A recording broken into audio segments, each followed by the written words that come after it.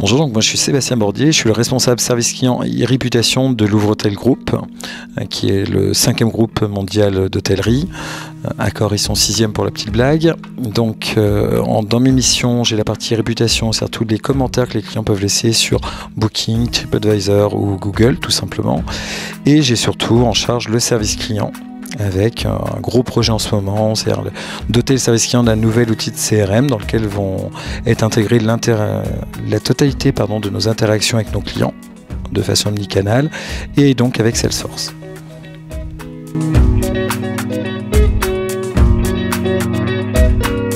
Alors, dans les données collectées, ça va de son nom, prénom, son adresse mail, son numéro de téléphone, ses numéros de téléphone, même ses adresses mail s'il en a plusieurs, son adresse postale, mais ça va être aussi toutes ses habitudes de consommation qu'il a pu avoir avec Louvretel, sa carte bancaire qui à un moment donné est rentrée dans nos systèmes pour réserver sa chambre ou son restaurant, qui bien entendu est crypté derrière, hein, je vous le rassure, et on peut avoir aussi son RIB par exemple et d'autres données.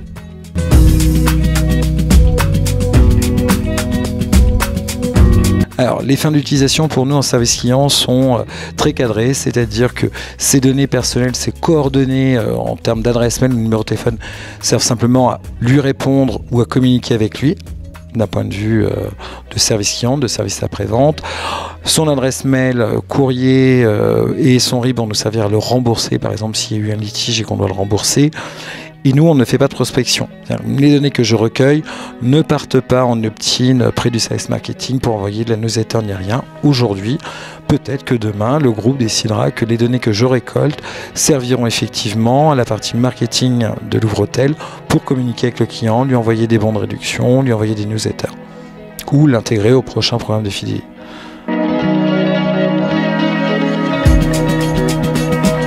Alors, au niveau de Louvretel, nous on a pris le choix en fait de faire appel à un cabinet d'audit qui est en plein audit déjà depuis plusieurs semaines pour auditer l'intégralité des services du siège, mais aussi les hôteliers, pour vérifier notre conformité avec la prochaine législation, nous faire leurs recommandations pour nous mettre en conformité.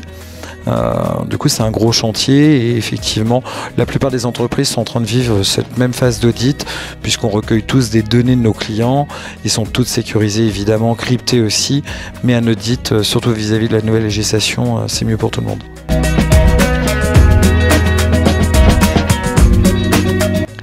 Alors l'audit, les premières audits, si je ne dis pas de bêtises, ont déjà dû commencer il y a plus de 9 semaines. Moi, j'ai été audité le début décembre, par exemple. Et évidemment, on inclut aussi nos prestataires. Par exemple, moi, mon service client est une partie externalisée chez un prestataire. Eux aussi vont être audités par le cabinet conseil qui nous accompagne.